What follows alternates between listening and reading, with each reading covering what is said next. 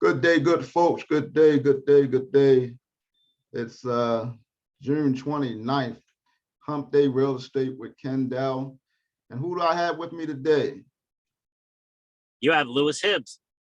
Mr. Hibbs, Mr. Hibbs. What are you doing these days? Well, I am still doing renovation loans, and everybody knows them as 203Ks, but because there's a conventional one called home style, I like to call them renovation loans, and still specializing in those and enjoying my life. Good thing, good thing, good thing. So with the, what company are you with now? I'm with a company called USMortgage, and we're a correspondent lender, and our home office is in New York. And my boss actually used to work with at Wells, and he's our renovation manager for the entire company, and he's in Frederick. Great, great, great, great. So getting into 203K, what's the normal down payment for that mortgage program? If you're buying a regular house, it's 3.5% of what I call the package. So if you're buying a $150,000 house and you're doing $50,000 in repairs, then your 3.5% will be based on the $200,000 package. If you're buying a HUD home, a lot of times we can do $100 down because HUD offers that on their HUD homes. So if you buy a HUD home and do a 203K, then you could typically put $100 down instead of the 3.5%. Wow. So what if you put $100 down? Well, with both 3% and $100 down, there's mortgage insurance that comes along with that, right? That is correct. And all FHA loans, which the 203K is, have mortgage insurance. And the government, in their infinite wisdom, has made it so it never goes away unless you refinance the loan. So you would have mortgage insurance on those products. Is that even on the 20% down? Yes. Wow. Okay. Yeah. Okay. And that's where the home style would come in, because if you want to put more money down, we could do the conventional renovation. And the home style mirrors the 203K in almost every way, except they don't use 110% of the after improved value on the appraisal. The FHA, they do that. The conventional, whatever the appraise is for, that's your appraised value. Wow. Okay. So you're saying that if they go conventional, the appraised value doesn't matter as much. What is it? 125%, right? On the conventional, it's 100%. It's 100%. But okay. On the FHA, we use 110%. And the reason that happens is twofold. One is they know that's going to increase in value because you're taking a property that's not in great shape and put in great shape. Mm-hmm. But the other thing is everything you do doesn't always add value. So if you buy a house that needs a new roof and you put a new roof on, you're not really adding that much value to it.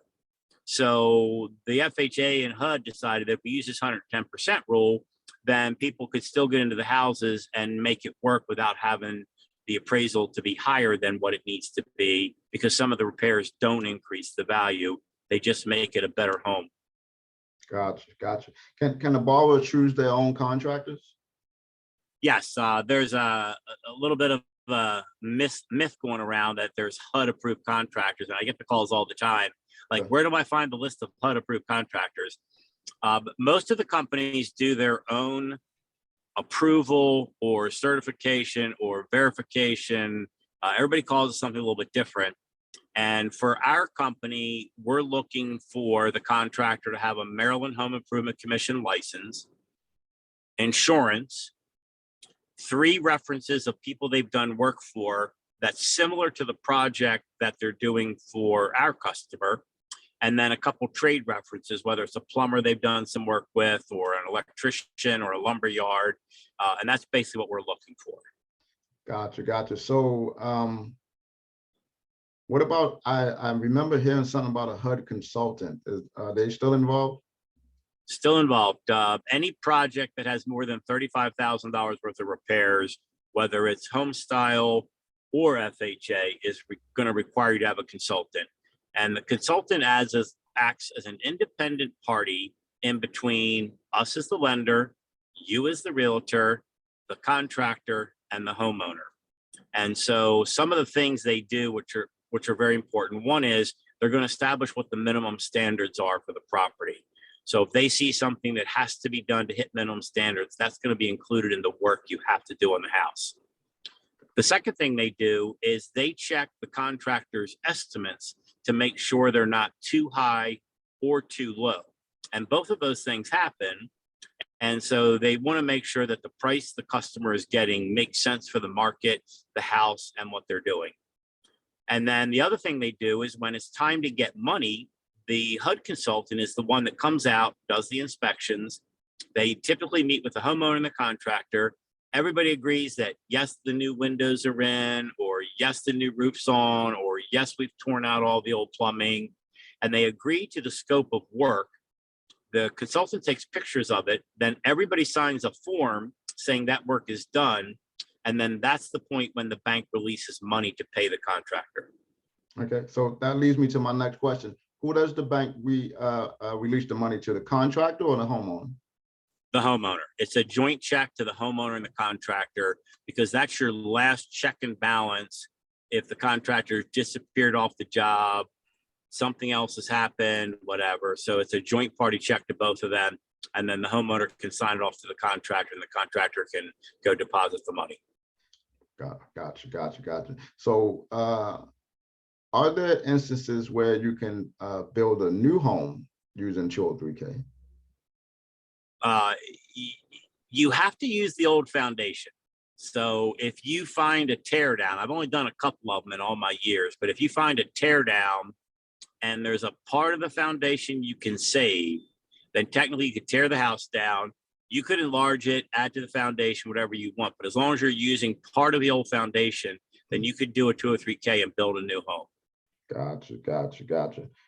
What about say there's somebody that wants to get into a 4-unit apartment building? Can they use 203K to purchase that and renovate? Yes, they can. Up to 4 units, what you can do. And it's actually a very smart way if you don't own a home and you want to become an investor and a homeowner at the same time, then you could buy a 2, 3, or 4 unit. You, as the buyer, would live in 1 unit, and you can rent the other ones out, and the people can basically that are renting them are paying your mortgage. So it's a great way to get into investment properties if you want to do that. And but it's anything up to 4 units. Gotcha. So is there any can 203K can a current homeowner use 203K to make repairs? Yeah, and that's one of the things that, man, I wish I could stand on top of a tower and scream that people would hear me, because especially the way the market has been lately, where there's not as much inventory, people are battling over houses and overpaying for them.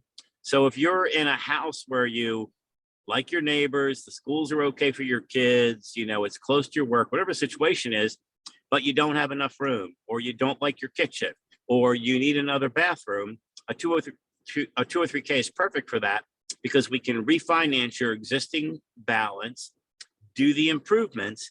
And this is even more important where the 110% comes in, because if you bought your house recently and don't have a lot of equity in it because you just bought it, the 110% really helps to give you that equity point where you can do the repairs and improvements you want, and it still works from an appraisal side.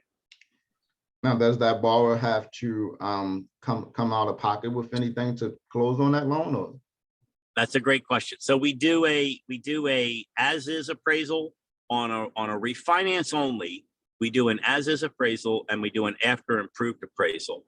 And so there has to be enough difference there to cover the closing cost. If not, then the borrower would have to pay the closing cost, come to the table with some money for the closing cost. However, as you know, or maybe some people don't know, your closing costs are much less on a refinance than they are on a purchase, because you don't have to pay the transfer taxes, and you only pay the recordation taxes on the difference of the mortgage. What do those interest rates look like today for that product, especially for that refi? Yeah, so today we're in the high 5s with a point or maybe a 1.5. And as a general rule with all rates, when we're in a market like we're in now, where rates are increasing and they're trying to curb inflation, they really don't price a lot of loans with no points. It was, for most of the time you can get a loan and you don't have to pay any points. Point is 1% of your purchase price or your refinance amount, and you don't have to pay any points. But when the market's the way it is now, all of the companies are pricing points into their rate. The primary reason for that is if you do a loan with us now at 5.75, in the next 2 years, you're going to refinance that when rates go down because rates work in cycles.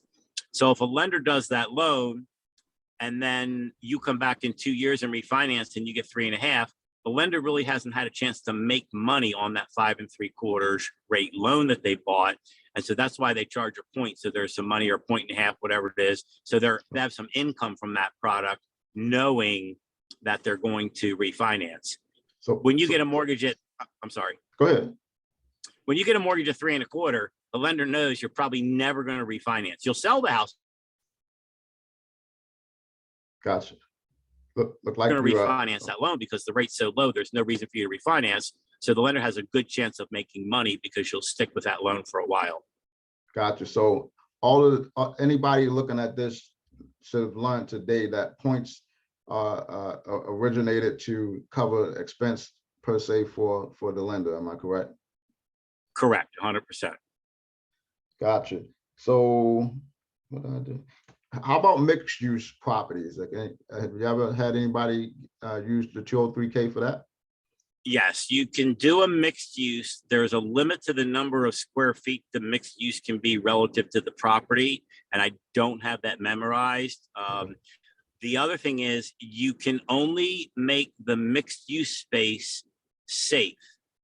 So if you, let's say there's a beauty salon or a pizza shop on the first floor and you have 2 units above it, you can renovate the 2 units, make those livable, bathrooms, kitchens, whatever you need. You can do the roof, the siding, the windows, but in the pizza place or the beauty supply, all you can do is make sure the electricity's safe. There's no holes in the floor. There's no peel place. The person who's putting that place in there has to pay for that. You cannot fund that with a 203K. Gotcha. Now, can investors use either one of the products at all, 203K or the Home Ready? As a true investor, they cannot, but that's where living in one of them works for an investor. So if they're going to live in one and rent the other ones, they can do that as a way to start their investment business, and then move forward, cash out, or move forward from there. But a true, like if a guy has a $500,000 house, and then he's like, oh, I'm going to buy a $200,000 mixed use, and I'm going to live in the 1 unit, the underwriter is not going to buy that. So it has to make sense and be explainable as to why they're doing that. So as a true investment, I would say no, but as an opportunity to become a new investor, then we say yes. Gotcha. Anything else you want to tell us about 203Ks? Or? Well, I think the biggest thing, there's 2 things that I sort of focus with clients on, and it's one of my first questions when we have a phone call. What are you paying for it? What are the repairs? And what's it going to be worth afterwards? Because in my view, if you're going to go through the work to do a 203K, find a contractor, pick the 80 things you need to pick out: bathtubs, tile color, paint, faucets, laminate, granite. If you're going to go through all that work, I think you should start out with some equity. And typically, customers start out with a minimum of 10% equity and even more. And the reason we know that is because we're doing the appraisal as if the work is already picked up. So it's a huge way to start out with equity in a 203K. And, if a customer says to me, well, I'm buying the house for 2 and I'm going to put 50 into it, and every house in the neighborhood sells for 250, I say I wouldn't buy that house. Mm-hmm. If you buy a house for 2 and you put 50 into it, the neighborhood's 275 to 300, I would buy the house because I think you should start out with equity. And most of my customers do. That's why you would take the risk of buying a house that needs a lot of work or needs improvements and investing in that. So I think that equity position is a huge thing. And then the other thing is that you have to look at this as short-term financing, because you're not going to stay in the rate of a 203K or a home style loan for a long time. You're going to close on the loan, you're going to improve your house, and then in 6 months to a year, you're going to start looking at what your equity position is, Can you reduce your mortgage insurance? Can you eliminate your mortgage insurance? What can you do when you refinance? So those are the things I think, you don't want to think short term about the interest rate for a K, because you're going to get out of it basically as soon as you can. Gotcha. So if you're talking to real estate professionals and they say, well, we know the inventory is low out there, but folks are not really interested in doing renovations on their home. And I say if any agent was out there and they were trying to sell that ticket item to anybody that's out there, how do we, because I know that one of the biggest things, you correct me if I'm wrong, is actually that home buyer having to deal with the contractors. How would you try to deal with that situation where that's the buyer's concern of having to deal with that contractor, and then the agent is gone, you might be gone away from once the property settles? Well, I'm not going to be gone because I stay with you until construction is finished. And I always tell my customers, you have a question, you have an issue with the consultant, you have an issue with the contractor, please get me involved. I want to be there to help. So I don't know what the percentages are, and you may know this, but the number of people that buy homes and just leave everything the way it is very small. Mm-hmm. You walk in the house and the family's like, oh, we love this house, but we don't like the carpet. Oh, we love this house, but look at this kitchen. Oh, we love this house, but we'd like to have a family room in the basement. So everybody does improvements on their houses, even when they're buying it for the first time. So what we like to talk about is how much sense does it make to do these things now? Because the interest rate you'll pay, even in today's higher rates, is good. Home improvement loan. And so if there's things you want to do, then you want to do them. And then as far as the contractors go, most people can get in touch with a contractor through their church, somebody that they work with, their real estate agent, and find a contractor they're going to be happy with. And we're seeing contractors that actually want to do these loans because they know their money's guaranteed by the bank. They know there's a consultant that's in the middle of the whole process. So there's a lot of contractors out there that want to do them. And once you're under contract, there are less issues than getting from the start to being under contract, because that's the real challenge of picking everything out and getting the bids. But there are a lot of good contractors out there. You're not going to get the cheapest guy. I call him Chuck in his truck, where it's just one guy in a pickup truck. And not to be disrespectful to Chuck, but you need somebody that's got a company. They may have an account at Home Depot. They may have a couple employees and they're organized. And that's the kind of person you try to find. But once you're in the process, it really works out well. And you got to look at keep your eye on the prize or the goal, which is having 10, 20, 30, $40,000 equity in a house that you just bought, and getting the house the way you want it, because most houses you're going to do something anyway. So why not do it with this loan and get the house you want and get the equity? And you make a very good point there at the end, because even when you purchase a home that was renovated, it probably doesn't have all the customized stuff that you wanted, down to from the paint to a lot of different things. And I think folks are actually in the last 2 years have been paying for homes that they still end up having to go in and do repairs to, even if they were the one to win the bid on a renovated home. Have you seen that at all or heard that? Yeah, absolutely.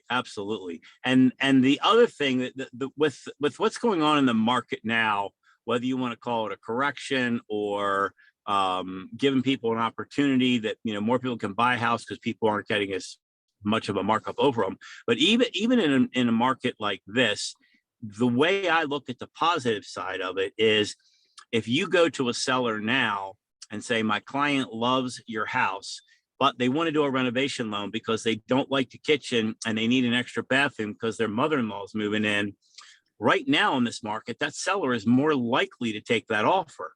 Whereas 6 months ago, that seller would say, no, I got 6 offers. I'm not waiting for somebody to get a renovation loan and find a contractor and do all those things. So it's actually helpful, this market, for getting people to accept contracts on purchases with renovation financing. So with that being said, what's around about the how much time it takes to settle on that loan? We like to have 60 days, but it's all based on the contractor. I did a loan in Florida. A lady came to me. She had her contractor bid, she had her appraisal, she had her consultant, but she was working with a lender that wasn't really sure how to do these loans, and she got fed up. She came to me and we were able to close the loan in 3 weeks because she had everything. But if you don't have the contractor bid and you don't have the consultant, it's going to be 2 to 3 weeks just to get that part done. So we like to have the contracts written for 60 days, knowing if maybe I'll do it in 45, but it's always better to write it for longer and not come back and have to ask for an extension. And I've had a lot of agents say, well, let's just tell them we'll do it in 30 days and then we'll go back later and tell them it's not going to work. And I always say, please don't do that, because I have a reputation and I know we're not going to close in 30 days. So let's not trick people. Let's be honest with them. Let's tell them we need 60 days. Let's explain to them why we need 60 days, but knowing in 60 days, we're going to close and they're going to get their money. So you normally be in between Maryland and Florida. What are you seeing in Florida in both markets? Florida is crazy because people want to get out of the state they're in and go there. And so with the benefit of no income tax and the benefit of a lot of land and less expensive housing, you can still buy a 3-bedroom, 2-bath house in parts of Florida for $300,000 or $350,000. And so the market down there is super busy. There are a lot of trailers, which, we can't do, but you'd be surprised how many trailer homes and trailer parks there are down there with that. But the way the inventory is in the new construction, people have some choices down there because they can buy a new construction house, because Florida has land. There's not too many states that have land. Florida has a lot of land. So we're seeing some new construction down there. We're still seeing renovation loans. And it just depends on the market and what's going on. The other thing you have in Florida, as you know, is you have a lot of older people. So you have age in place repairs and improvements where they're like, okay, well, I moved here when I was 60, but now I'm 80 and I'm healthy, but I just don't want to have 2 floors, or I want to have some extra handrails or those kinds of things. So you're able to do those with the renovation loans as well. Gotcha. Anything else you want to add? No, I'm licensed in DC, Maryland, Florida, and Georgia, because Georgia's got a lot of renovation stuff going on. But if anybody wants to talk to me or get some help, I'm very approachable. I know the business, I know what's going on, and I'm happy to help or counsel anybody that needs some help. Hey, Mr. Lewis, it's always a pleasure. I appreciate you jumping on. We'll see you soon.